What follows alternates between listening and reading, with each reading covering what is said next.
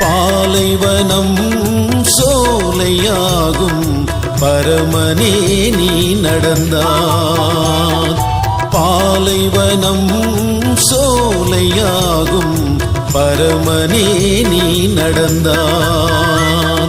என் வாழ்வெல்லாம் வளமாகும் வசந்தமே நீ வந்தால். என் நாவல் எல்லாம் அரங்கேறும் ஆண்டவரே நீ வந்தால்.